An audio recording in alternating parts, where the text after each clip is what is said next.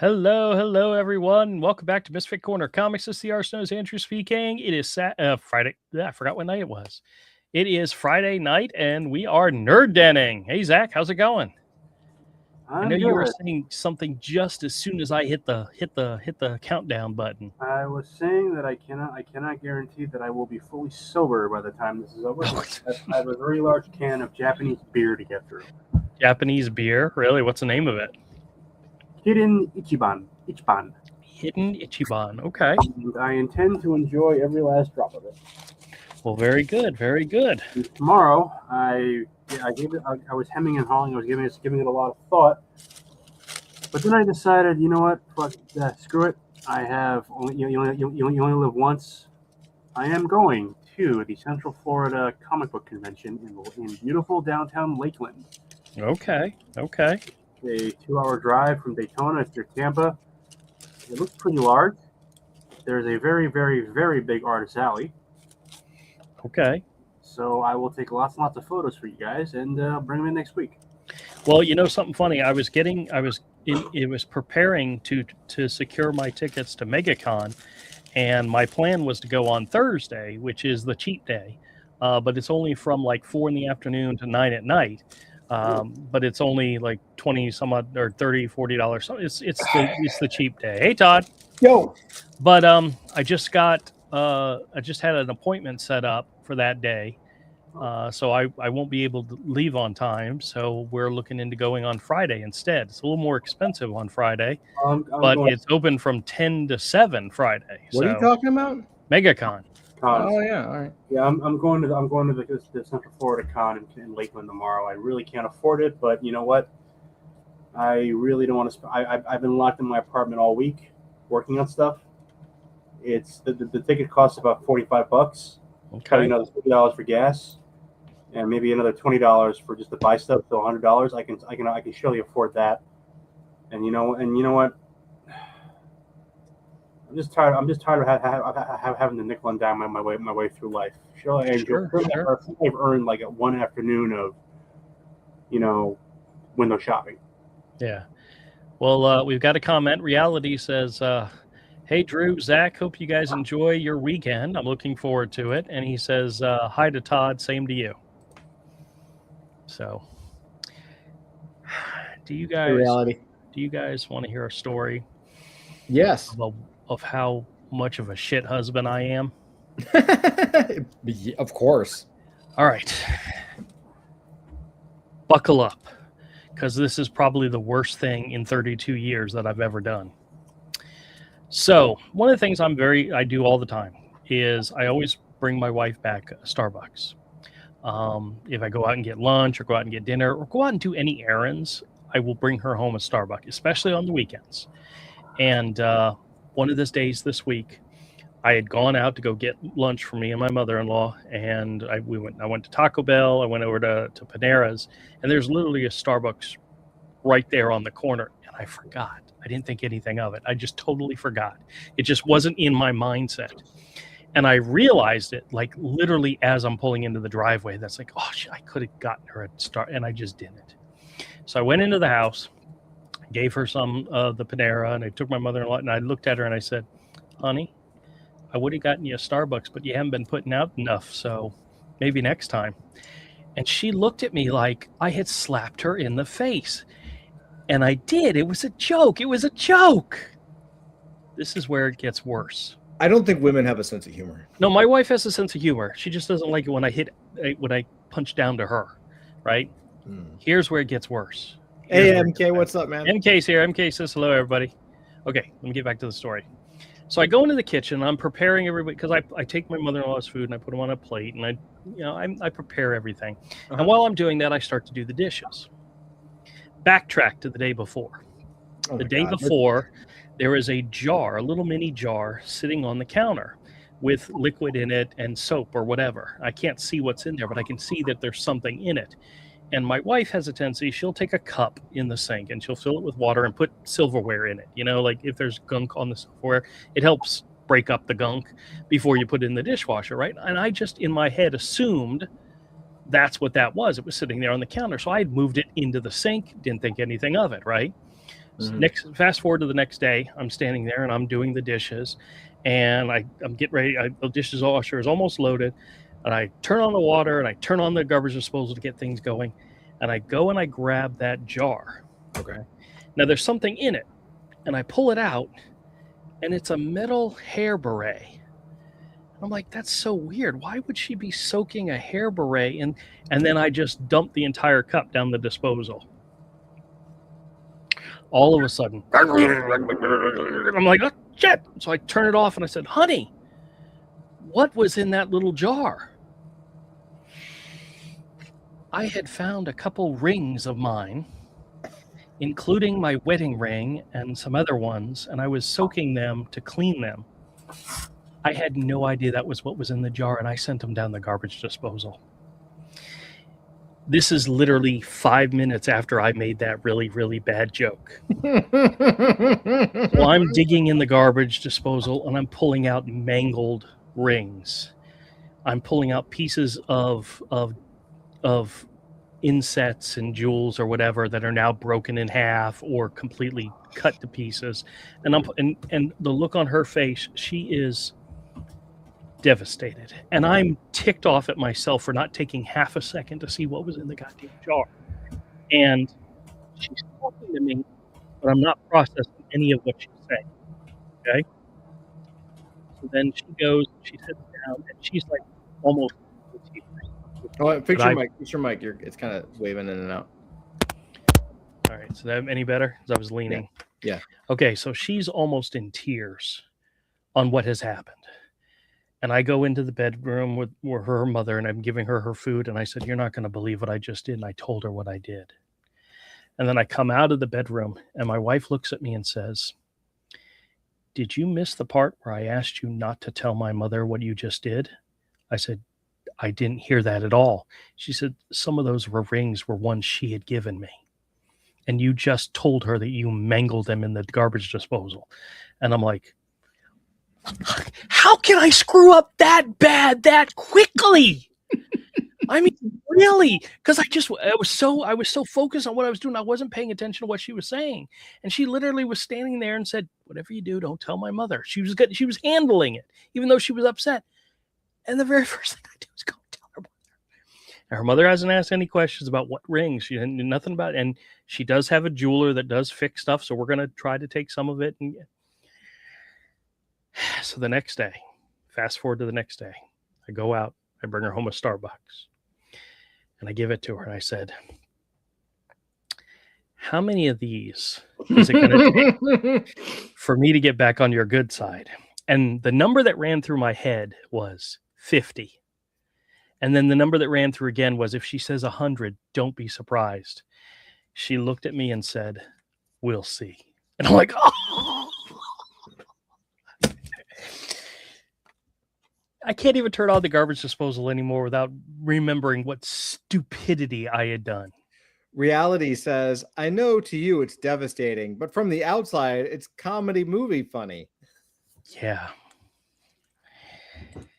And you know what? I think the name of the movie would just be called The Man. Guys, I screwed up so bad. I mean, that's literally... When was this? I mean, obviously it was this week. What day? Like Tuesday. Jesus. So your whole week was... were you... I've been miserable all week. The Jags lost. I did this. It was horrible. Go Jags, by the way. Yeah, fuck you. It was horrible. It was just... This week has been horrible. Okay, another thing that I do. Hold on. Hey, Rich. Oh, hey, Rich. Rich says, good evening, girls.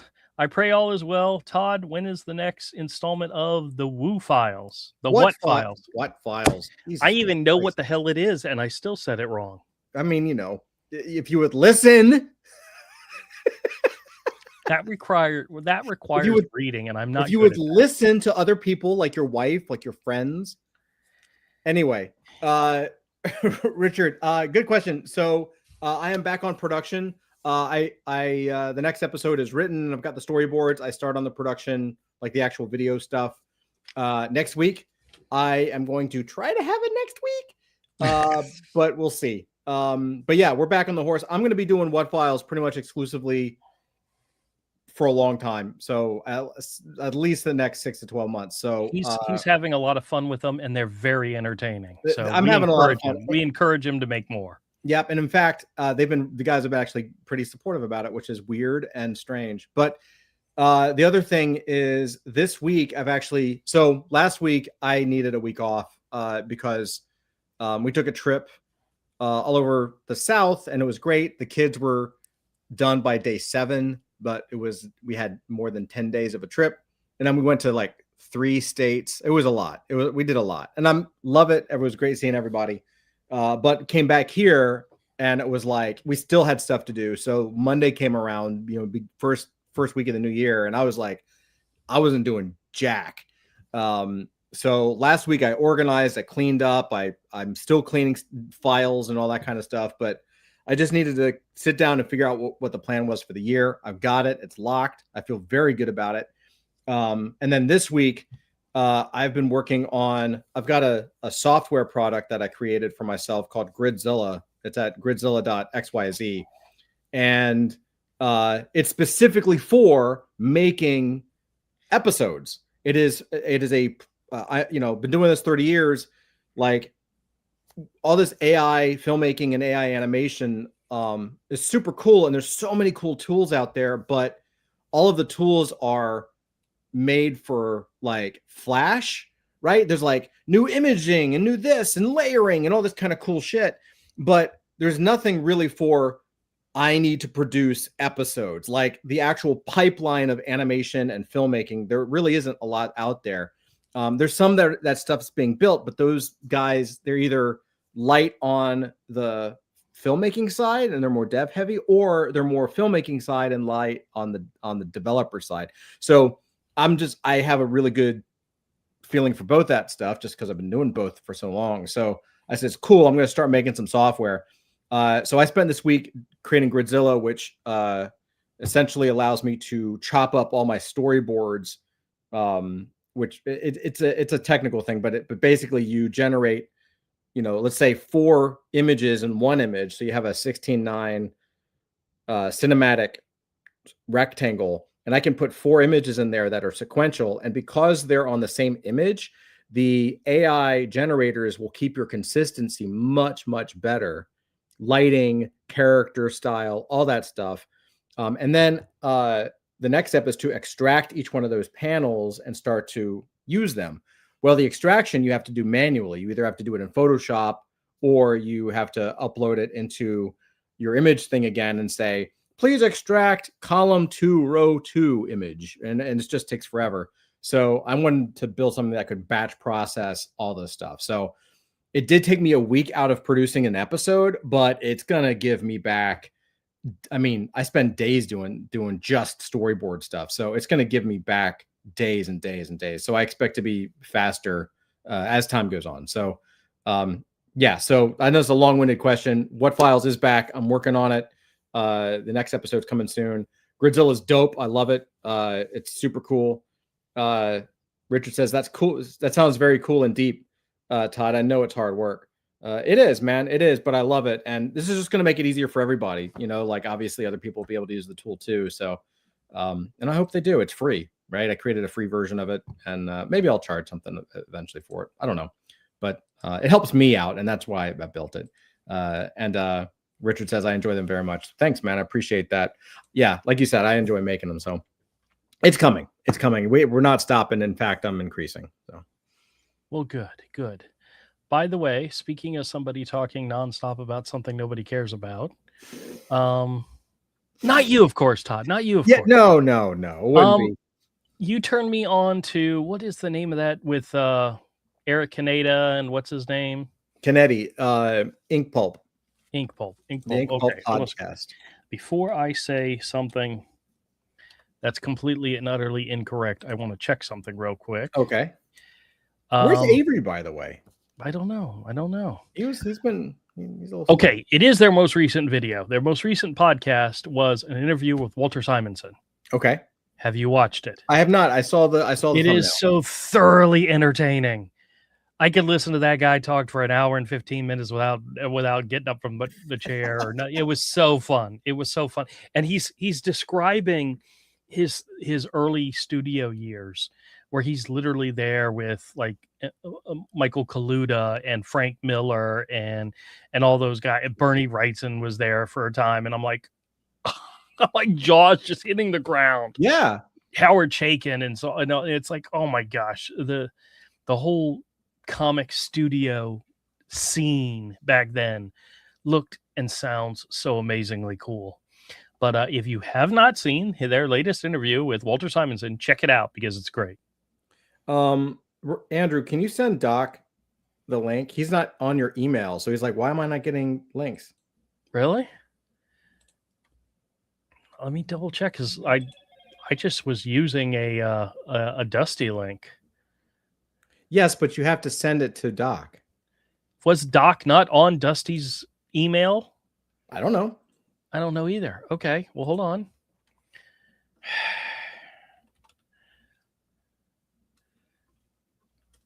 What does his email start with? OX 0x. It's like OX. I don't want to dox him, so let me just. Okay, wait a minute. I got it. How about we don't dox him, and how about I just like I got it. I got Okay. it. I see Doc in there, so okay, I got you. It's not dox the Doc, so. Do you not want me to send this? Yes, but I could have typed it into chat. Okay, well, I have his email. I just don't know what it was, so that's why I was asking you. All right. And if I send it to the wrong person, Then they'll come in and say hi. and I wrote Doc with a C, just because I'm an idiot. Oh well. All right, he should get that now. Whew. Well, I've got my camera set up, Todd, to do some drawing. How about you? I completely fucking forgot about this bullshit. Well, I have so my sketchbook sitting here, and I have my camera, so I'm going to probably do it, but probably won't be very long. But I did work on last night while we were live streaming. I did work on some hero pages. I finished doing the editing for all 154 pages plus, so that's all done. So the only thing left to do is to finish that 8-page story, and I finished adding the gray tones to the back of this. That looks great. This is page 1, and it's so weird. I don't know why I drew the image all the way up to the top, but then didn't draw it all the way to the bottom. I mean, literally, when I take this and I crop it into the template that I created, I mean, it cuts off the top and the bottom anyway, but I don't know why I didn't fill out it's just weird. Sometimes it just doesn't make any sense to me what I do, the things I do when I do what I do. So, all right. Reality says, yes, I'm drawing bullshit. Yeah.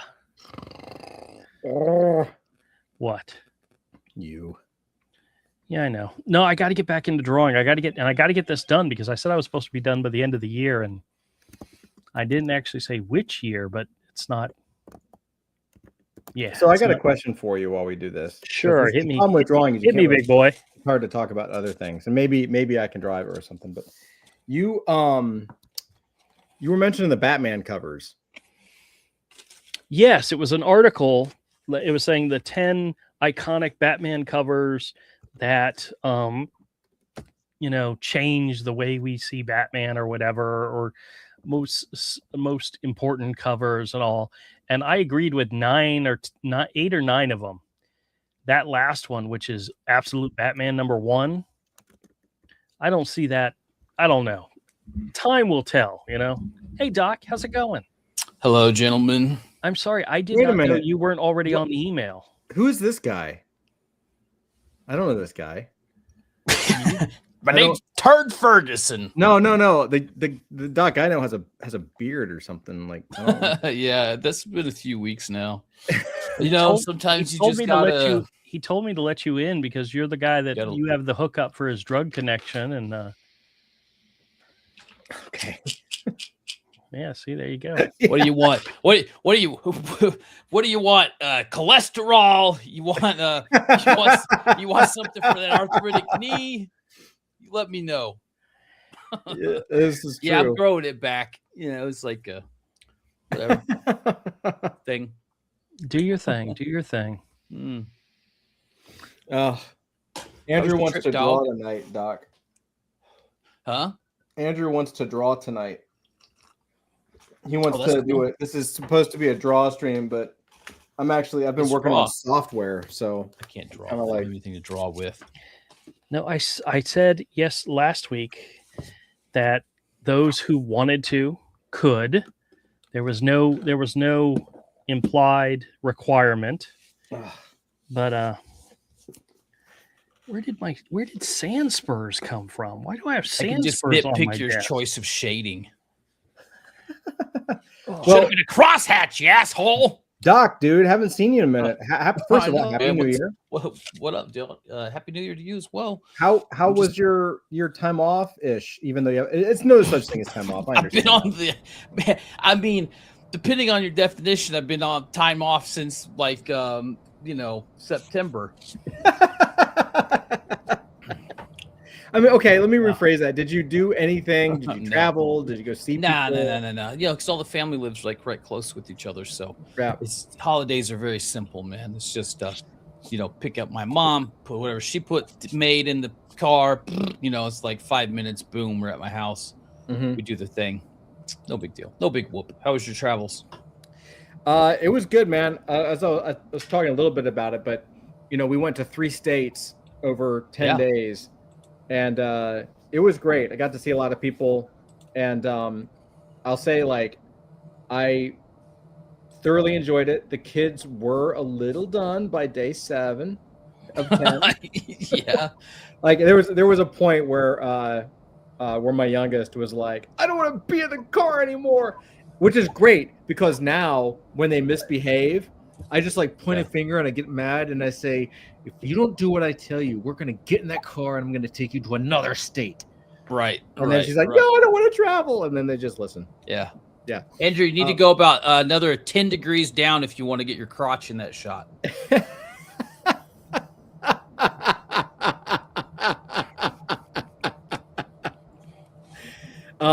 But yeah, it was good. But I was telling the guys, like, yeah, when we got back like right after New Year's, and then like even that weekend, people here wanted to hang out, like, oh hey, New Year's, let's go. So that Sunday we were booked solid with social stuff. So Monday when we went back to work and the kids went back to school, I was beat, man. So I'm very lucky. So I was able to, like, you know what? Last week I did not work. I didn't. Yeah. All I did was I got inbox 0. I cleaned my files. I organized the office. Still have a lot of more organization to do, but I just cleaned house just to mentally get ready. And the only thing that I did in terms of work was I just planned out the entire year. Like, I've been doing a little bit mostly of that quarter myself. 1, but I know where we're going. I know what we're doing. Good plans. And this week I've just been working on Gridzilla a bit to get ready for the What Files episodic. That's cool, man. Yeah, that whole Christmas through New Year's thing, because we got the Russian family, so New Year's is we have another big dinner. That's the one we have at my house, and I didn't really do crap, and it was nice, honestly, just to kind of just take that little break. And I'm probably not as efficiently as you, but I'm trying to kind of clean house as well and organize all my stuff. Mm-hmm. I've been trying to finish all my concepts, and actually get them to a state where I could show them to someone. Decided I'm going to kind of put everything into like a tome and write a thesis. I've been drafting some articles and just kind of, doing that thing, trying to clear the funk off from last year out of my brain. Yeah. What do you have any plans for this year? Like anything right now? The only thing I'm trying to do is get to East Denver. That's the most important thing for me. To what? To Denver? East Denver. East Denver. Yeah. I'm trying to decide. Like, I have a really unique problem in that my little tootsies are in so many different areas. So of course, obviously, like all the East Denver, like all that stuff. Like, I don't know if I'm gonna do like NFT NYC again because it's like, right. I don't know. Yeah. It kind of Denver's going to be big. I think it's going to be bigger. Awesome. It's going to be bigger this year. They're moving, like, where it was the last time. That's going to be where a lot of like official side events are and that, and then they're moving the actual conference to like a bigger, better place. So the idea is that there's more access, more stuff contained on the whole of the Western Complex campus. They've added a bunch of different tracks. I think it's going to be really good this year.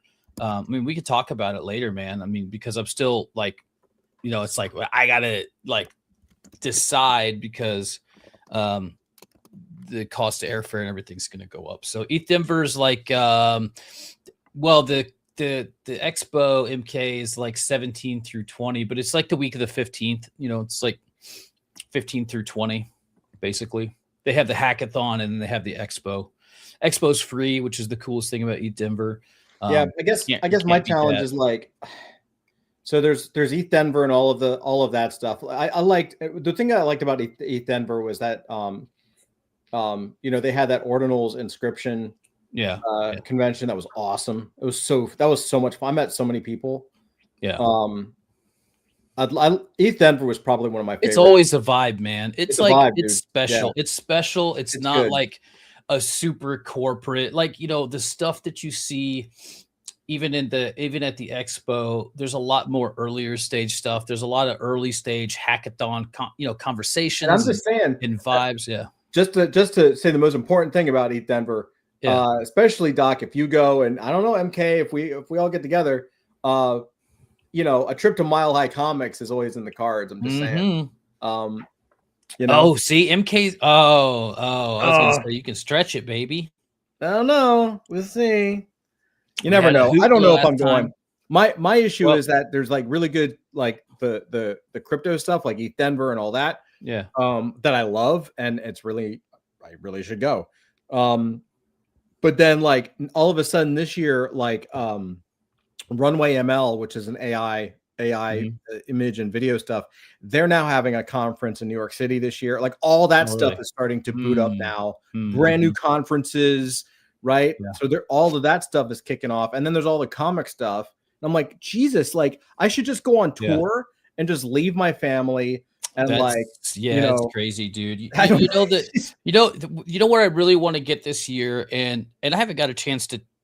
We'll have to talk off air. There's like a character IP that my buddy drew. It's for NFTs, but it's like really hits this sweet spot of nostalgia, kind of like that late 90s, early 2000s, just like wild vibe.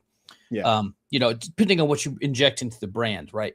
Anyway, so I'm trying to make my decision if I'm going to do something with him. But where I want to go are places like, merchandising and toy conferences. I want to get a bead on, what's the MOQ to get 1,000 plushies made and who's my supplier, right? Like licensing and distribution stuff to move more into that, like that's how I used to.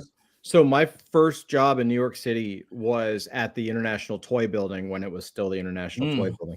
And so I was working for a toy company, and that was the International Toy Fair was how I ended up getting my factory and my distribution for the Blanky toys that we did. Right. Long ago now. Because that's the ultimate goal. I mean, for me, for anything, if I'm doing anything entertainment or IP, it's always going to be merchandising. Although if you wanted to do that, I would go. So the best ones are the ones in Asia.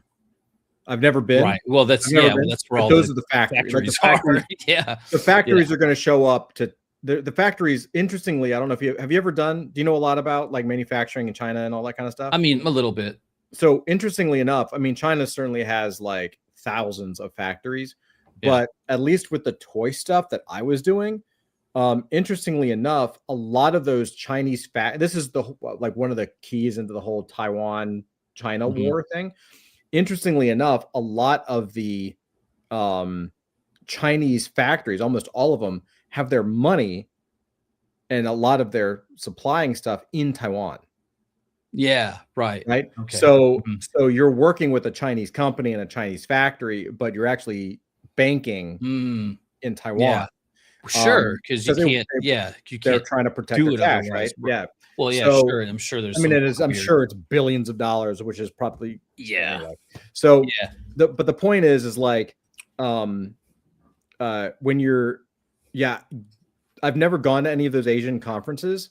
I got really Yeah. lucky with the New York stuff while I was doing it, but yeah, I would go to like the Hong Kong or Yeah. Shanghai I or want some like even full something in mainland China, which I don't know yeah, if that's a thing hero anymore. love pillows.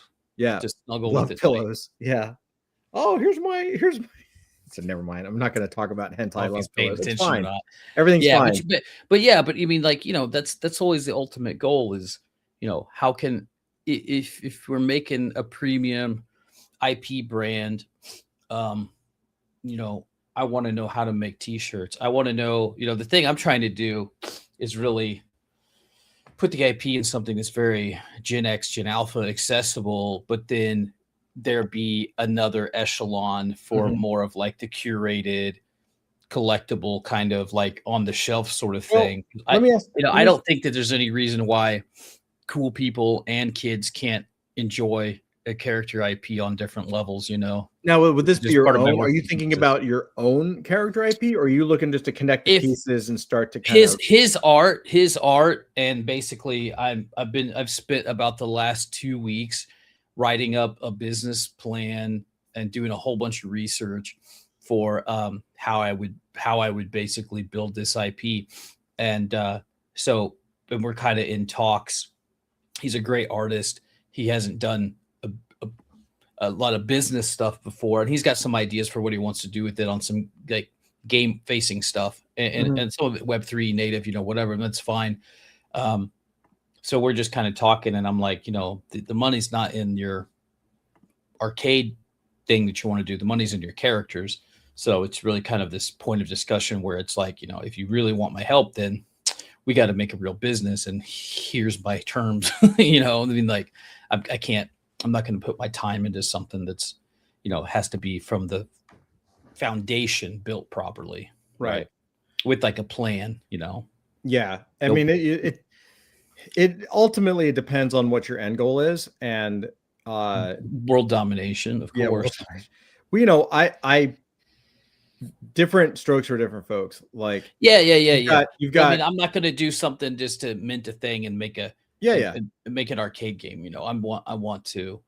The art's good, man. I mean, I'll pop a couple little things up. Did I maybe show it? I showed it to you before, I think. Maybe pop it up. These little character dudes. Hold on, let me find. All right. Well, I just finished setting up my desk. Good night, folks. I even moved from my drawing table, which is crap loaded with stuff right now, my pen dividers.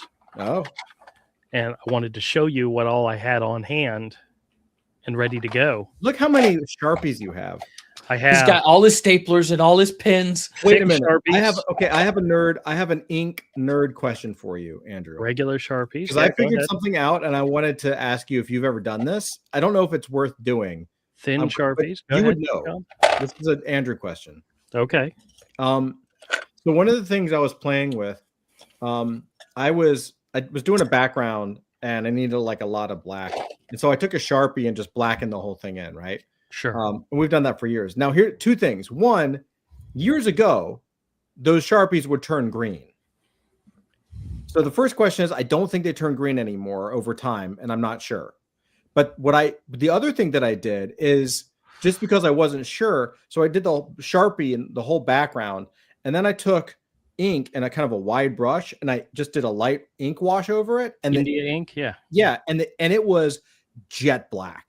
Like Yeah. no lines. It was Yeah, like I no showed brush you that strokes. one time. It was. Were you the one that taught me that? Yeah. Okay. Where do the Sharpies and then go back over it with the yeah. Yeah. So is that you still do that? Oh yeah. Well, when I do, yeah. Mm. I do whatever I can to make. Well, I'm also coming at it from the point of view of I may want to sell my original art one day. Right. And the better it looks, yes, Yeah. you can fill it in with Sharpie, you can scan it, you can change it to whatever, and it'll work for printing purposes. But if you want to sell the page, you want it to be as pretty as possible. Going back over it with the Indian ink usually helps. Mm-hmm. But yeah, I think the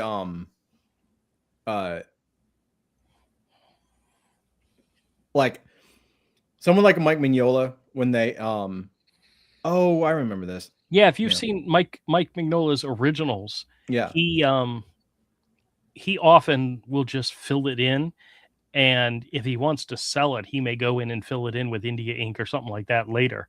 But for the purpose of getting it ready to be printed and scanned, there's lots and lots of fades and holes. But when he prints it, it's pure black. Right. You know. So yeah. We see that a lot when we look at those auction pages with the the greened out stuff. Yeah, it reminds you that it's not, I mean, it is art, obviously, but it's also like get it done art. You know what I mean? Well, like Walter Simonson in his interview, he was saying half the studio were comic book artists and the other half were comic book artists who were artists.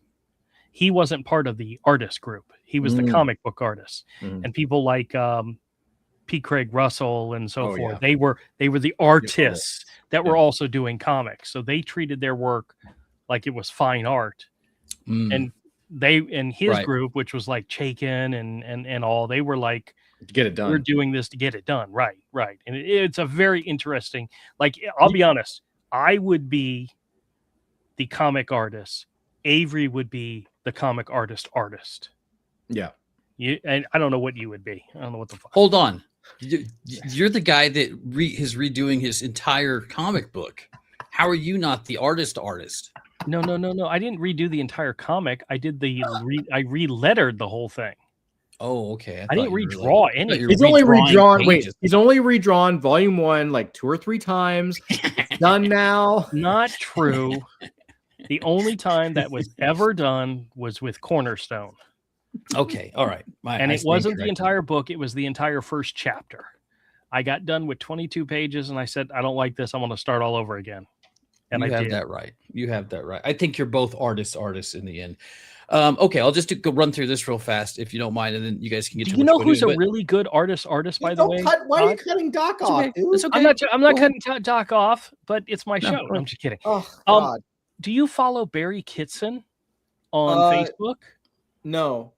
Dude, he has some beautiful like watercolor images. They're not comic related, just art stuff. And then he does stuff that's comic related. But he did a whole series of like these Asian women and it was just gorgeous stuff. He's amazing. Yeah, he's I love good comic people, good marker artists, man. Like people that can really blend with those markers and color. I think they're great. Well, tell us about what we're looking at here. So this is an IP. It's called Nerd Mutants. It's my buddy. There's basically most of the body types are the same. The head types are watermelon, a bag head, a TV head, a skull. There's I wouldn't call it an emoji, but it's like the old like smiley face buttons. They're called Buttonians, right? But so like I've already he showed me this stuff and I was like, okay, what's the story behind these guys? And he's like, well, I don't really know. And I said, look at properties like Hello Kitty. Okay, what you know about Hello Kitty is that she's a cute girl that loves fashion, and that's really it. And then she's got like her buddies Bats Maru, Karopi, and like her little guy. They all have just enough of a story so that I'm talking to him a lot about like what it means to build a brand or a little bit of lore into character IP. You have to give them enough stuff to attach themselves to and be able to make stories in their head. Like I'm looking at this from all angles, but so they all have these wild traits. They're supposed to be very, very random. Of course, there's going to be some one-of-ones and some aligned sets, but there's like per, attachment. So, hands and head and there's like 40 traits per, so there's like, 600 to 800 traits total in the whole thing, which is, a lot of great combinations. But I really like the style. The style speaks out to me a lot. A lot of it is because of the thick white outline, right? Mm-hmm. It's just like that sticker thing. It feels like the back of a pair of Jeanco jeans, right? Like that whole like late 90s, early 2000, really character driven, like acid weirdness kind of stuff. There's not supposed to be a ton of cohesion to these, except that they are just like generally crazy. But you know what? Let me tell you something. He did all of this. Like, he's a starving artist, right? My friend, great guy. This is the best stuff that I've seen him come out with for this kind of like NFT thing. He doesn't have a drawing tablet. He's done all of this with a mouse on his MacBook, man, drawn every bit of this. Wow. And yeah. And I'm like, dude, we got to get you a tablet. He's like, don't. He's like, I'll never be able to recreate it. I'm like, well, you should probably work on that. But yeah, the skulls I love. I mean, like, it's just got this is a real, like, that is a solid. That's just like a solid look, man. Yeah, that's pretty cool. You know, and you know, just some variety on the shirts. So there's just lots of little different things. He didn't draw this, but I do like the look in general. You know, whatever. So I went on to, so I've got some places that I think that this should go, and I don't really want to, like, you know, I don't know who's watching or whatever. I won't do it, but a UGC platform that a lot of, you know, 13 to, well, actually all the way up to like 30 play, but it's a great place to launch IP. And I've got case studies from launching IP on this platform where it's less about the games and more about showing off your skins. And it's a place where wild skins actually get bought, and it starts with the R and ends with an X. If you know, if you want to put that together, which I play a shit ton of with my child, so I know everything about this platform there is to know. I mean, there's been a couple IP that were launched there that have gone on to,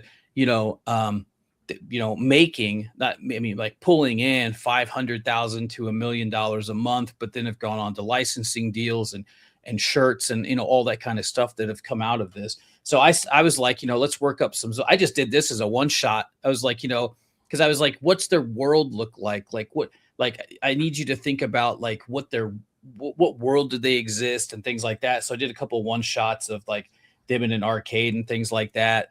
And then even like, you know, like what would it look like if a guy got a tattoo of this? You know, what would this look like? You know, and I'm again going back to like the 2000s when people put stickers like this shit on their car, on their little tuner cars, and then even stuff like you know, high end. You know, what could a high end collector's kind of thing do? And I always think that like limited edition drip is badass. So if you recall this guy here, the skull guy, I took that and I was like, make me a dope ass hoodie. These are great. And this is badass, I think. I mean, like that's pretty rad, man. So it's like, I feel like it's a character brand that can speak to a couple different key demographics. And for me, the reason I think it's cool is the same reason my 7-year-old thinks it's cool, different reasons, but we both think it's cool. For me, it's evocative of like this deep culture, underground, like it could be like raver stuff, hip hop. I mean, it's all right there, right? And for kids, it's zany and wild, and you know, who doesn't want a duty head skull, right? Sticker on their little school. My kids would love a duty head skull, so right, you know. So it's got like a couple different layers. So that's really like I put a little bit of time into that these past few weeks. I just like try to come up with a way to cheaply. The cool thing about the UGC gaming platform, I could just hire a 3D guy on Blender to make some skins, and he's got this stuff registered in the EU and trademarked and stuff already, but we can introduce some skins to the store and have them put into like these experiences where the whole point is just to try on skins before you buy them. And then if the people buy them through that, you give them like they get a cut. There's like a certain percentage that's like part of the platform. So we can test to see if this look resonates on this platform without having to spend a whole bunch of money building a whole game experience on it. And, you know, it can do that silently in the background. And the idea is like, I tell them like, you know, if we put this on there and let's say we get, you know, put it at $1.50 or something, and we get 50 people buying it 1 week, 75 people the next, 100 the next, you take that small slice of data and you put that on your pitch deck, and that's going to be enough to take that to someone who's going to put money behind the actual project itself. So without having to rely on an NFT mint that may or may not happen. That's going to give juice to your mint and then propel the rest of the thing forward. Have you actually started looking at like which like toy and licensing shows you want to do? No, I mean, I did a little bit of research, somewhere on some document, but I mean, I'd probably just start with any of them in North America. I know there's a couple big, there's a big one in Vegas every year. There's a couple big ones, but I don't remember which ones. But the thing, and I was on a call with him yesterday because I'm like, dude, so that this is where I was like, your money's in your IP. It's not on the platform, man. It's like, so it's kind of hard getting him to come around because he just doesn't think of it. I'm like, what do you want to do with this brand? Like, what does it represent? He's like, I don't know. I just want the art out there. And I was like, okay, but you could do this stuff and your art is going to have a lot more force behind it. If there's like a voice and something, behind it. If you want to do a cool, dope NFT mint, cool, go ahead. But you're always going to be playing catch up when people are asking you what's next. No, I hear that. So that's me, man. That's what I've been putting a little bit of time into, though. Oh yeah, that's going to be a hard one, man, because it's not my art, it's not my thing, So it's going to be like, this is why we have to make a company. This is why you need an LLC. I have an LLC. The LLC owns the company. The company licenses the art from you, the artist, but it has exclusive control and like a lot of like deep like stuff, before you can even like do anything else. You got to make that agreement, right? Like I got to have executive control over some stuff and this and that, the other. It's an exercise. No, that makes sense. I'm excited. I'm excited to see like what you get. You know what I mean? Well, I mean, it may be nothing, but even if it's nothing, the work that I've done on the research and the considerations and about how to set this up and anything like this is at least I'm going to take something away from that. And if this isn't the IP to test my theory with, I'll find another one that is. But this one's super strong, man. If you've ever run yeah, definitely 100%. If you ever run around in Roblox and you understand like what these kids spend money on, like Tank. Liberally, you would know why this is a perfect IP for that platform. Yeah, right on. I mean, it looks cool, and it's sort of interesting. Like it's an interesting like bridge between like what you're talking about, which is very modern, and what Andrew was talking about with like Walter Simonson and like the old school artist studios and stuff like that. Like it's interesting. Like I mean, granted, it's like a couple of generations difference, but it's the hustle's the same. The hustle's the same, man. By the way, really quick, like Andrew, because you were on that Ink Pulp podcast. I don't know if Simonson mentioned this, but did you know that he, like, to the best of my knowledge, he never sold his pages? He doesn't sell. He has almost all of them. There's a Isn't few that that are amazing? out. There are a few that are out there. Yeah. He was telling the story about how he gave a like an original Thor cover to a charity auction, and it's now currently in the hands of like a really big name collector.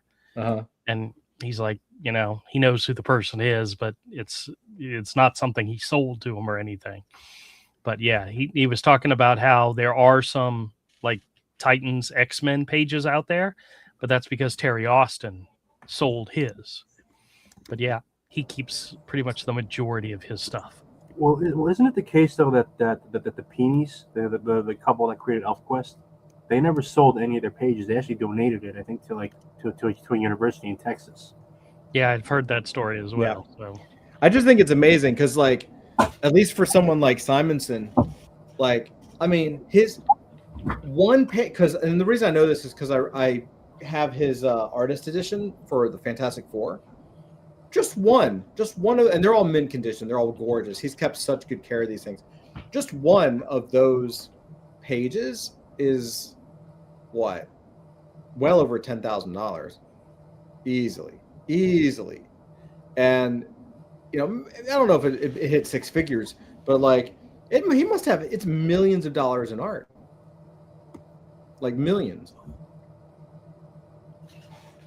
It's wild, man. hey, do you want to see something kind of crazy that I completely forgot about? I don't know why. I was looking at the art that Doc was sharing with us, and it kind of reminded me of this.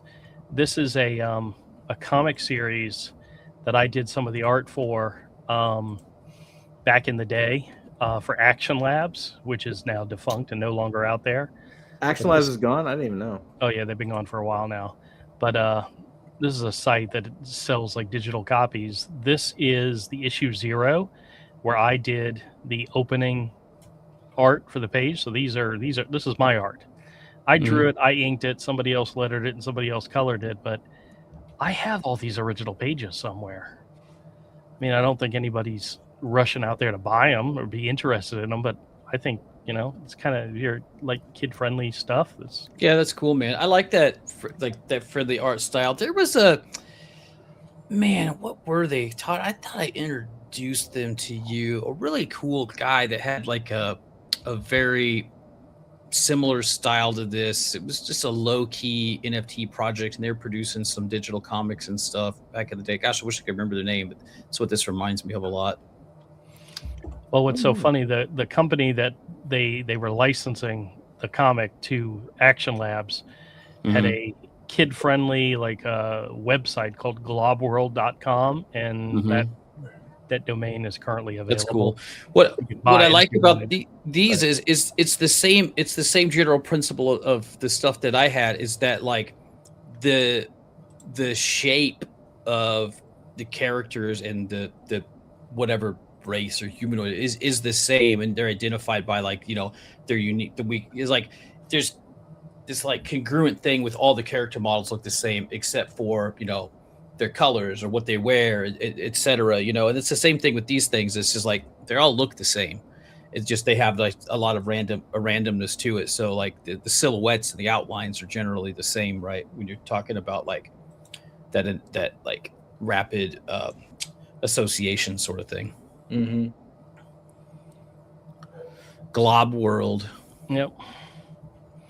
This was one of the other artists that worked on it, but I like yours better. I like mine better too, but they didn't like the way I drew the characters and the way they like the sample pages that they sent us of the characters. I kind of did my own version of them, and they weren't big fans of that. Did you get a copy of this book? This was printed. No. Yeah, it was printed, but I never got a copy. No, I don't.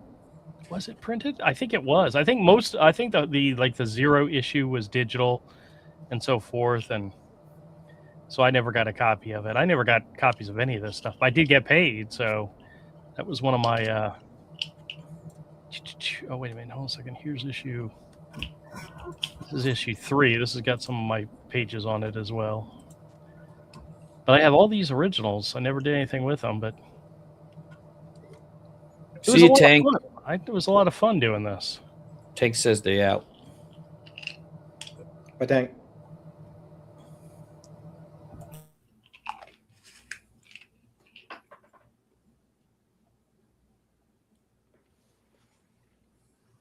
Artie. So, oh well. I don't know. I was just going. AF crossover with an illicit lab blowing up, such as depicted in those last panels. Yeah. The outcome would be different. Different kind of magic. It'll spring forth. Hey, did Todd? Did you want to show Doc what I gave you for Christmas? Well, the test came back, so herpes. I was gonna say, is it crotchless? And how lacy is it? But it was sealed in plastic. Yeah. Hold on. Let me turn off my camera for 1 second. Doc, did you ever see that original drawing that I did for him? It was Pink Wasp and what's his name? And I did a recreation. It was an Ant-Man cover, not an Ant-Man. Yeah, was it Ant-Man? So. Yeah. From crap, now I'm forgetting what comic it was from, but I was inspired by the art of the cover, and I did an adult fantasy, homage to it. I remember you showing at least like some SketchUp or something of that. Now that because I remember the homage thing now a little bit. By the way, Drew, I met a guy. He's trying to do a film project, but he owns a comic shop. He bought a comic, like he says, it's the last comic shop on some street out there in LA. Like he bought a comic shop out and spends all his time there. And I was like, ah, man, he's got, he showed me a video. He's got all his dollar bins and stuff like that. I was like, man, you should hook up with my buddy Drew. And he's always wheeling and dealing on slabs and like dollar bin stuff. And he's like, yeah, man, for sure. So, FYI. Get like a little coast to coast action. Oh yeah, man. Yeah. The recreation that I did. That's and I had awesome. a lot of fun with it. And the best part of it, and Todd will tell you, is that all the lettering and it's all paste ups. I purposely made it look like, the only thing it needs is like a little yellow tinting to the page. Right. But yeah, right. everything, all the lettering, all that stuff is all paste ups because I wanted to make it look like, like it was an it's so original good. cover. Yeah. So, It's so cool. It's so good, man. It's And then super clean, bro. And then he actually gave me the actual comic that he took it from too, which is this guy. Oh, right. Yeah. That's shine on it. awesome. Marvel Cool. feature. Dude. That's right. Such a Dude, good it's comic. awesome, man. Drew, I mean, your So art cool. just continually just astounds me, man. That shit's so clean. What you with that there? Oh, it's so good. I mean, like, Yeah, it's piece. like legitimately, if I was walking down the comic shop aisle and I saw that would grab me instantly, right? I mean, clearly it's referencing a famous cover, and that's fine. But even if I didn't know that, I'd just be like, wow, because but it how- pops, man. How long did that take me to do? Well, I mean, it's also huge. So I'm looking- saying, like, in a perfect world, though, I mean, it pops, man. It's great. I would put that on a t-shirt and wear it around. Like, no, hands down, no problem. If that was, even if it wasn't colored in, I'd still wear it. I'd still wear it like that. Like, I would make that a t-shirt and wear it. Easy. If only, wait, pop up MK's comment. oh, he's killing me. That was great, is what he said. And then he says, if only there was a guy in the audience waiting for his comic cover, shuffle feet looking at floor. Oh, wow. Dude. So MK's a shitter right after my own heart, man. no, I know. Well, I feel terrible because it's only been it's going to be a running gag 5 years from now. No, it will not be. I promise you that. But to be fair, I'm just, since he's not here, I am safe. Avery actually promised to do one too. I knew you blamed it on Avery. I was going to shit on both Todd and Avery last episode, and I did not. I did not because Avery wasn't here, and I didn't get to tell everybody in the audience the follow up to that story. You should the doc doesn't even know what you're talking about. You should tell him. Yeah, Doctor has no clue. He wasn't here. Not loud bus sounds. Yeah, that's right. Back the bus right up into him, man. Anyway, so not last episode, but the episode before, right after Christmas, right? Mhm. I'm on the I'm on the stream with Avery and Zach, right? Mhm. And I asked Avery, I said, Avery, did you get the packages that I sent Todd to you? And he's like, what are you talking about? I was there on the stream. You were there for that? Okay. Yeah. You remember how pissed as hell I was? And then I texted Todd, and Todd's response was, Avery was like, duh. yeah. Well, guess that's what? true. Mhm. So the next day, Todd texts me, and I ignored him. I responded. I said, Ignore I me. will talk to you later, right? And then around 5:15, after he knows my store's closed, he tried calling, and I'm like, no, I'm not going to talk to him. I was so pissed. I was still so pissed. So I get in the car, and I'm like, so I call him back, and I'm like, he goes, hey, Drew, what's going on? I said, why didn't you give Avery that box and that bag of comics? He says, what are you talking about? And I'm like, listen, son of a, and I'm yelling at him. And he's laughing, and he's like, dude, I gave it to him. He just wanted to drive you crazy. I had an inkling, man. Wait, but what did you say, Andrew? What did I say? Yeah, do you remember? What did I say? I said, Andrew, I gave it to him. And Andrew goes, no, you did not. I talked to him. You did not give it to him. And I was And then I fell back. I started going like, well, I wanted to read the book. But I was like, no, I really did. I gave it to him. He was like, you did not. I was like, Andrew, it was literally the first thing I pulled out of the back of the truck. Like, And then Todd said it was Avery's idea to tell you that he didn't do it just to see how long he would go. He said he was trying to give me another stroke, is what he was trying to do. Avery did, right? well, like, the reason is Son of a- here's the thing. It was my idea. 100% my idea. Because I told Avery, I was like, look, Avery, when you talk to him, like just pretend that I didn't give this because I gave it to him in person. Now, Avery is mean because the reason I did this is because Avery was texting me during the thing saying, "Oh my God, I have to have I'm glad I have my camera off. I have to be muted." Because he's I'm dying. I'm laughing so hard. Like he couldn't even breathe. He was laughing so hard. And then when we went to the green room, I was so pissed. I said, guys, I can't do this anymore. We're done. And I just ended the stream. I mean, didn't give a chance for anybody to say anything. But here's the thing. I pinged him and I pinged him during the show. I said, when are you going to let him off the hook?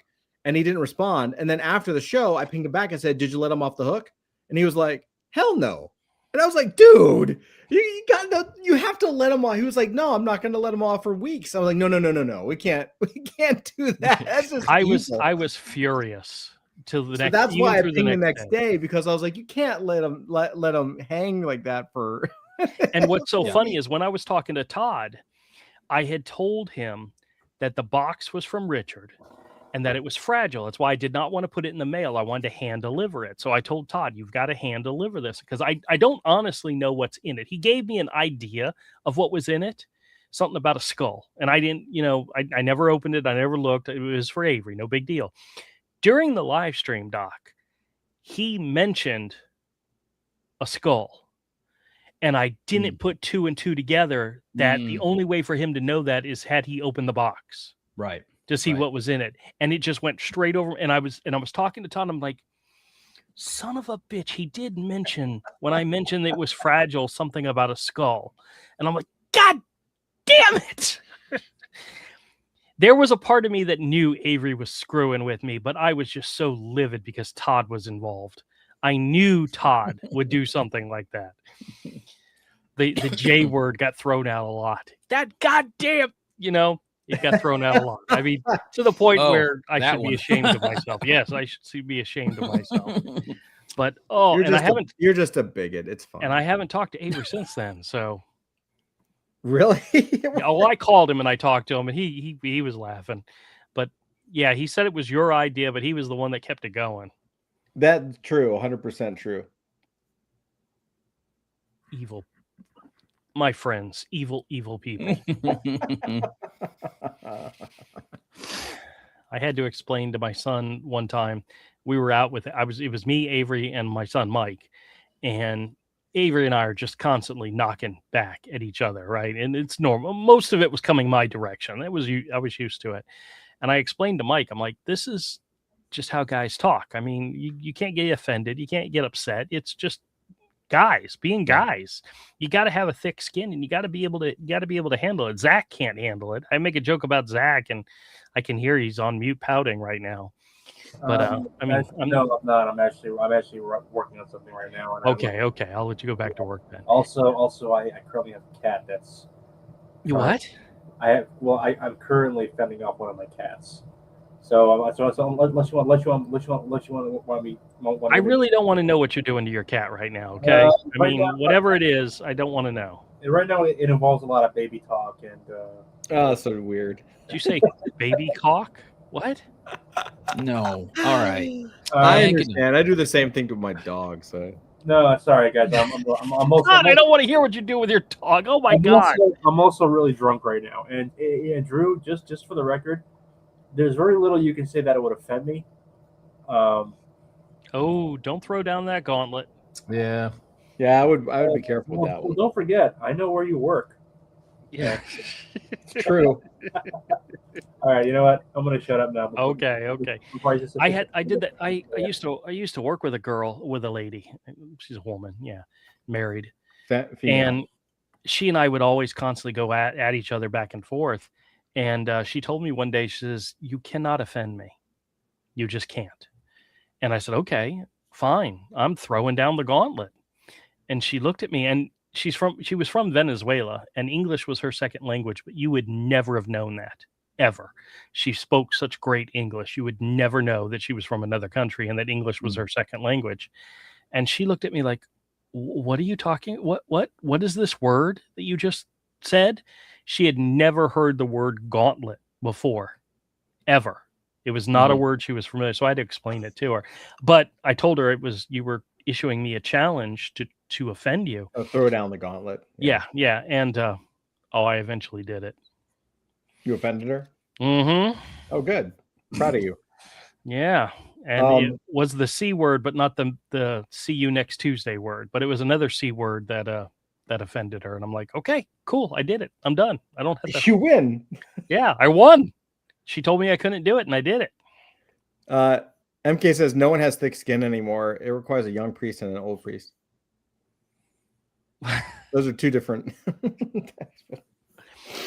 It is true. It is true. Like maybe it's just I am glad we're part of our generation, man, because like I really have a thick skin. I could give a fuck about. I think it's because we didn't have the internet.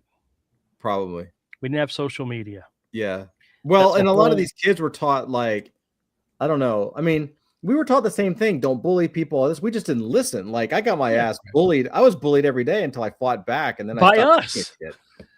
By us. Me and Avery. Well, yeah, you guys. But no. By the time I was around you guys, I was so jaded. Nothing could have hurt me, man. Like, but really, like, I think we need to somehow return to like thick skin. Like, you know, I'm trying to get that through my kids. I've said this before. One of the best things I ever did for my daughter is I taught her how to catch a fastball. And I said, if she can handle anything, if you throw something at her very, very hard and she can catch it, she's not afraid of a fastball coming at her face. I got to do Teach that your with my daughters oldest how to catch a fastball. Yeah. Teach her how to catch a catch a fastball, but like, you know, conceptually catch or a darts. fastball. No, physically do it. I would or darts, right, Andrew? We would Darts. literally. I bought gloves for both of us and no softballs. We use hard balls, and I taught her how to throw, and she was pretty damn good. But the thing is, she could catch it too. Yeah. You know? MK. She was never afraid of somebody throwing a ball at her head. You know? MK says, dude, any comic lover was bullied. We stuck together. And it says, before it was chic, we were Greek.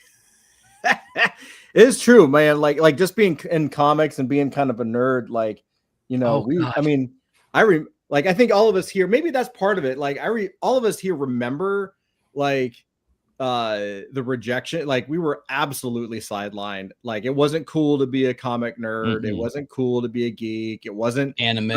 You didn't tell people about it. You know what I mean? Like, you were just shit on. Like it was terrible. But like the part of it now was you like, just like get a fandom and then you start an OnlyFans to support your cosplay addiction. I had this is what you do.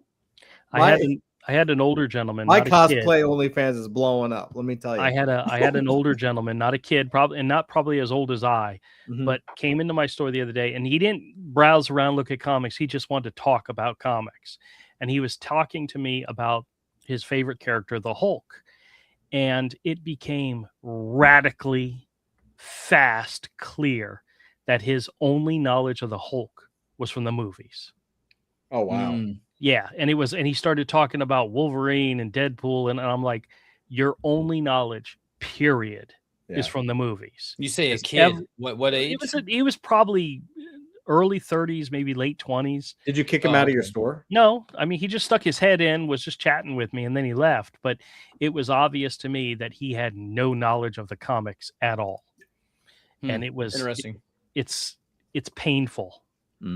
When you talk to somebody like that. It's kind of natural though, man. There's a lot. I mean, I understand what you mean though, because I read a lot of comments on stuff or like on Reddits or this or whatever. There are some people that which the only exposure that they have, and because they've done 39 films or however many it is, is to the MCU. And that is enough like general lore and tidbits and details to like pick apart and like, oh, but if they only did this, they could have done that. There's enough contained in that to where that it makes sense for some people. They don't ever have to really go further than that. Well, I remember what, Even if it's like, sad. Sorry, go ahead, Zach. yeah, I remember back. So this must have been like 15 years ago when DC did the New 52, and they came out with the Red Hood and the Outlaws, which had Starfire in it. And in that comic book, Starfire was, well, she was portrayed as Starfire, very very provocatively. I mean, there was a scene with her like literally coming out of the water in a string bikini, and I remember at the time it kicked up a big outrage among a lot of readers, and the reason why is they had been exposed to the character of Starfire in the Teen Titans Cartoons. Mm. Yes. And in that, she was basically like a spunky little kid.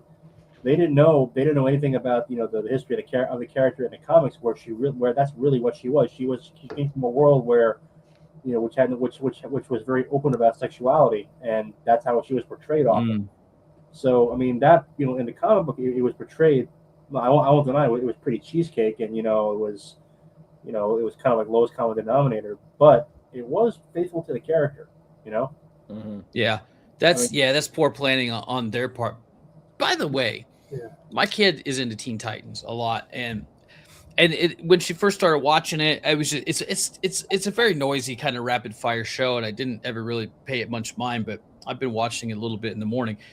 That show is actually pretty damn funny and psychedelic, and they have some really good songs on there. Like they go through some weird montages, man. It's definitely, there's some stuff that's very adult level humor if you catch it, but the production of that is it's very You're interesting. talking about the Teen Titans cartoon show? Yeah, the cartoon, yeah. Not the it's Teen actually Titans Go, the Teen Titans. Oh no, I'm talking about Teen Titans Go. Yeah, I'm talking about Teen Titan Go. That's kind of funny. I never watched the other Teen Titans though. The other Teen Titans is known as the better Teen Titans. The better, yeah. I think Teen Titan Go is funny, man. They got some weird, Teen Titan funny, Go is silly awesome. jokes. Yeah, they got some silly Whatever. stuff going on. Whatever. Teen Titan Go is awesome. MK says, "Oh man, I forgot about that. New 52 almost got me back, then lost me." He says George Perez, my man. Yeah, that's one of Andrew's favorites. And Teen Titans was my daughter's fave.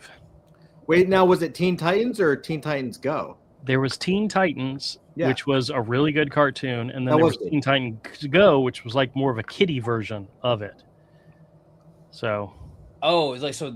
I'm looking at the art. Teen Titans looks a little more like serious. I'm taking it. Yeah. yeah, my son Really bought is a right now. bought a Blu-ray copy of the entire season, bootleg, and I have it in the store, and I stick it in and watch it all the time. I don't think I've Titans. ever gotten to the end of it, but Yeah, he says Yeah. MK says Go is great too, but the other was perfect. Got close with Terra too.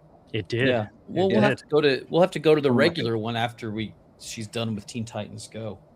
I think Teen Titans Go is funny. It's more like sketch comedy than it Yeah, I is love Teen anything Titans else. Go. I really They actually Like- did a movie, Teen Titans meets Teen Titans Go. did. They really? Yes, and Michael said if I ever buy it, he would disown me. Oh, is it that bad? He hated it. As a Teen Titans fan, he absolutely hated Teen Titans Go. Well, I thought Teen Titan Go is fantastic. I love Yeah, it. but you also like stupid stuff, so Like what? me. So getting back to what I was saying, but Fair enough. I Got forgot me what there. we were talking about before, but it doesn't matter. But one of the things the guy was saying is he's looking forward to World War Hulk coming in Endgame, and I'm like, what are you talking about? I haven't heard World War Hulk is going to be an Endgame. That may be its own separate movie, but that's not part of Endgame. And he's like, yeah, I when I saw that, I was like, oh, that's the best Hulk ever. And I'm like, I think he's thinking of the Maestro because Oh. he said World War Hulk beat all of the heroes, and that's not what happened. That was Days of the Future Present or whatever it is. Yeah. The Maestro, the Future Imperfect. Future perfect. Yeah, where he became the Maestro and beat all of the good guys. Yeah. And it was obvious to me this guy had no idea what he was talking about. And I kind of have Well, to just shake my head. You know what? Yeah, He is still welcome to buy as many. Point him to your quarter bin, sir, and say, "Go buy something." Yeah. Oh, I got to make a lot of money this weekend because I made a change to my records. The way I would keep track of my payroll, my expenses, my income Mhm. was on a monthly basis, but my expenses I kept track of year to date. So I never lined those three together, income, payroll, expenses together on a monthly basis. Mhm. So I set it up so that I'm tracking it this year, so that as I make sales and as I do everything, it'll keep tracking. And I told my wife, I said after the end of yesterday, or at the end of the first 2 weeks of the year, I was at a positive $2.73. And I told her, I said, but I haven't paid rent yet for the month, so that's gonna tank it, but I've got 2 weeks left to make enough money to cover rent, which I already got covered. It doesn't matter. But so I went back in 2025 and I did the same exact thing just to see where I was month to month. 300,000 in debt. I didn't make a dime until April. Are you serious? I did not make a dime. I was running at a loss for January, February, and March. Really? Even though 2 of those months I did really, really well, it wasn't until April before I was. Is that just the season, or is that just whatever? May have been. So Oh. it's so weird looking at it that way. Actually, looking at it in a different light. Yeah. But wow, it's probably something I probably should have been doing from the very beginning. But it wasn't a concern.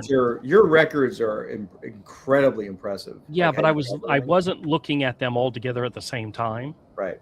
I would look at how much I made each weekend and then how much I spent year to date. I wasn't looking at if I made $1,000 this weekend, how much did I spend that weekend? Right. And whoops. But that's those all right. long boxes, bro. Well, I did just sent out my third batch of books to be graded. I sent a batch in December, or 2 in December, so that counts towards last year's expenses. But I sent my first one for this year, and I'm trying to do it every 2 weeks. Mm-hmm. My first batch that I sent in December, one of my regulars came in and he brought me like 4 of his books as he wanted to get them graded. So I'm going to say, okay, if I'm going to send your books, I'm going to send some of mine. So I sent like 12 books, or I forgot, maybe it was 5 of his books. I don't remember the exact number, but I sent like 7 of my own. Mm-hmm. And then the next lot I sent out were 5 pre-75 older books because they're potentially valuable. Let's get them out, get them graded. And then 2 of my customers came in last weekend and said, hey, one brought me 3 books and one brought me 4 books. And I'm like, well, shit, if I'm going to send these 7 in, now, are you charging them to the deal that I've got right now with them? No, it's fine. It says I'm paying for the grading. And when they come back, if the guys say, well, I don't want to keep that one, then it's mine. But if they want it back, they have to pay me for the grading. Which is fair. It's basically a pawn shop.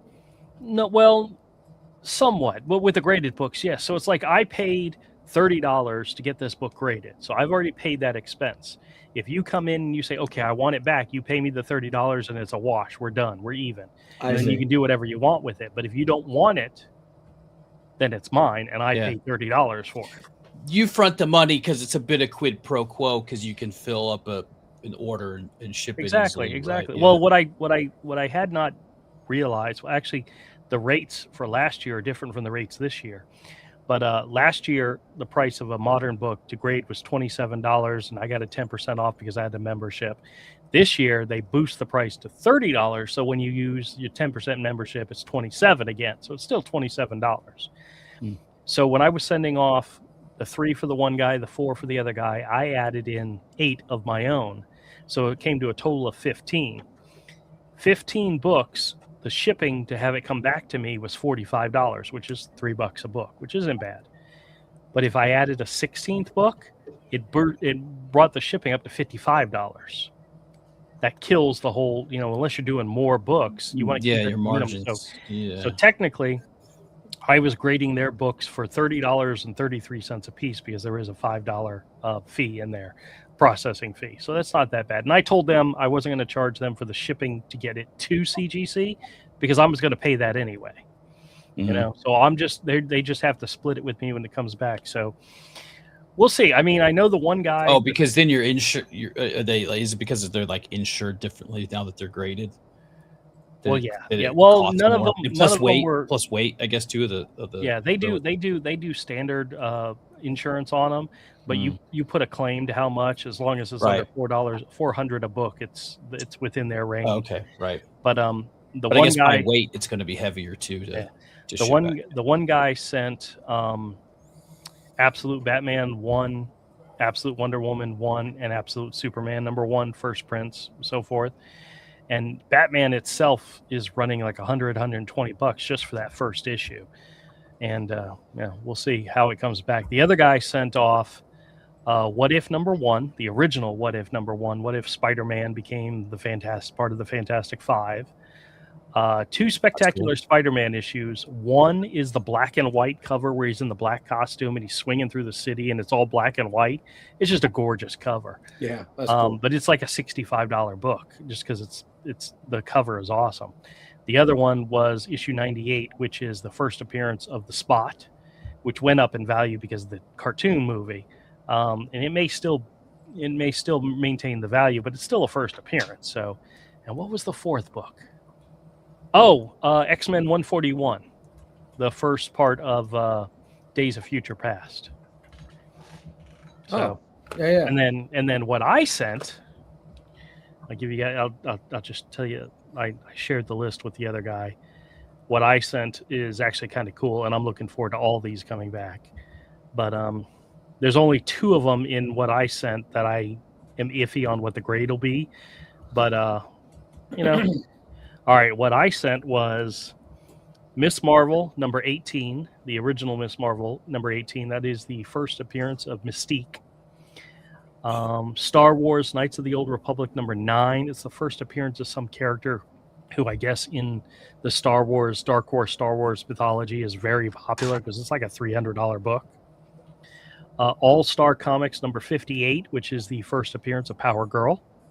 That one, I don't think I'm going to get a high grade on because there was like a nick on the cover, a little tear on the bottom of the cover, but still, it's a first appearance of a very popular character. So, yeah, she's super popular. Daredevil 158, which probably doesn't ring any bells to anybody, but that is the first Frank Miller on Daredevil. Ooh, what's that worth on as a? I think it's like 180, just raw. So Wow. Next up is Incredible Hulk #271. That is the first appearance of Rocket Raccoon in the Marvel Universe. He first appeared in an Epic book, Epic Comics, but that's the first appearance of him in Marvel. Yeah, Dude, you got some good books on this one. The KOTOR one is first appearance of Darth Revan, which is a pretty big character. Oh, okay. Because he's also in the Knights of the Old Republic. Games as well. One of the guys that I follow, he makes videos. He did a video of the 75 most valuable comics from 2000 to 2009, and of all of them, I had like 2 of them, and one of them was that book. Oh, cool! Right. So he lists as one of their top books. So yeah. I also sent off Ultimate Fantastic Four #22, which is the first full appearance of the Marvel Zombies. Iron Man #282, which is the first appearance of War Machine. Oh, cool. And I also sent off, because that was 14, I needed one more to make 15. I sent off Supergirl Woman of Tomorrow #1, which is been said to be the inspiration for the new Supergirl movie, the more mature Supergirl. So that's like a $50 book, but I sent it off anyway because, somebody might be interested in it. But between the 3 shipments that I sent off since December, which the first one's been received and being processed, I got to check on the second one. I got to double check, see if it's been put in their system yet, because they don't start the clock on how long it takes to get done until they put it in their system. So let me just look really quick. My submission. Do they delay? How long does it take to get in their system? That first one was received around December 15th. They put it in their system on January 7th, so about 3 weeks. So Wow. it takes a little while for them to get it in their system. But the second set has the first set that I sent has 7 books that are mine. The second set was 5 books that are mine, and then the third set I just sent off 8 books are mine. So a total of 20 Now, books. I have a question for you, since I've never done this. Like, when you send your books off to get graded, do you bag and board them? Like, how do you Sure. ship them? They're bag and board, and I wrap them in bubble wrap, and I put them in a box and put And packing tape? You around have it. tape on the back and everything? On the back of the bags. Yeah. Yeah. I sell them just like they would be, In a comic shop. Okay. Yeah. After I press them, if they need pressing. Now here. Let me show you. So my buddy handed me 4 more books to send in, but because they were pre-75, they have to go separately because you can't mix and match. These are the books that he gave me. The first one I'll show them to you, and then I'll show you the ones that I'm planning on sending. And these will probably go out either later this week or the first of next week. But Captain America number 115. Oh my God! Look at that. Is Which that is a a pretty that's book. a It's cool. senior? Yeah, John Romita Senior. That's gorgeous. I can't tell, but it is a very pretty book. That is gorgeous. This is the one that's worth. Where did was you get probably these? worth You got more. these from? These are Fine. my buddies. These are my buddies. These aren't Okay. mine. Okay. This is a showcase issue number 30. I can't see it in this light. 37. It's the first appearance of the no. Metal Men. It's like a grand in near mint condition. Now this one is not near mint condition. It's all chipped to shit, but it's such a nice looking book. He wants it graded anyway. Yeah, that's super nice.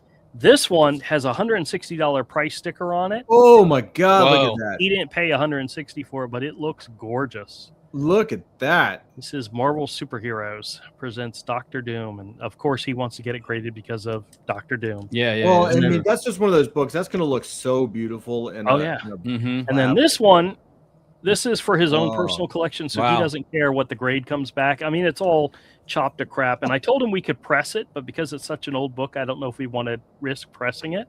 Yeah. But it's the Creature number 1 from Dell. This is his first appearance in his own book. This is not his first appearance, but this is his first appearance in his own title. That's awesome.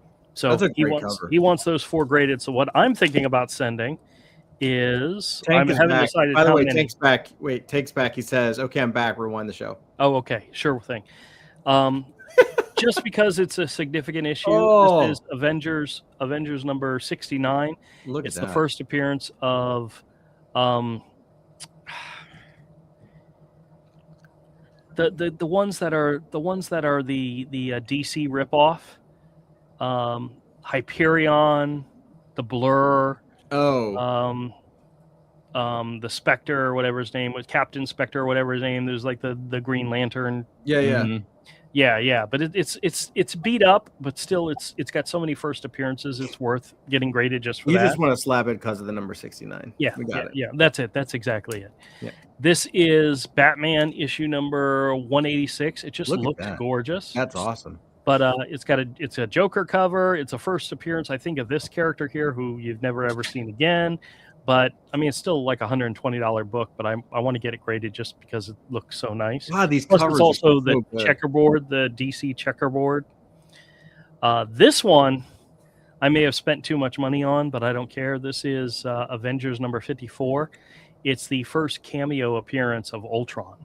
Oh, really? Mm. He's in like one panel later Wow. on. So this one may be just for me. This is Conan the Barbarian. Oh, is number that Barry Windsor? Yep. It is the first appearance on the cover of Red Sonja. Her first appearance was in issue 23, but this is still a pretty decent book. And then last but not least, even though it's all beat to crap, I don't care. It's still a cool looking book, is Amazing Spider-Man number 30. Oh, wow. That's cool. So yeah, it's really beat up, but I think I want to protect it and keep it forever and that type of thing. But That's wicked, bro. so if I send his 4 in, I'm going to probably send 3 or 4 of my own, and that's my stack of potentials. So Those are good. That's a good. You got some good books in there. I got a lot of good books. Yeah, man. My biggest- You were telling me when I came to the store that like the slab books are kind of the thing that sells now, right? Like that's kind of because you had almost, I mean, you still had slab books, but Yeah. not as many. I mean, you used to have a whole wall full, and they're all gone.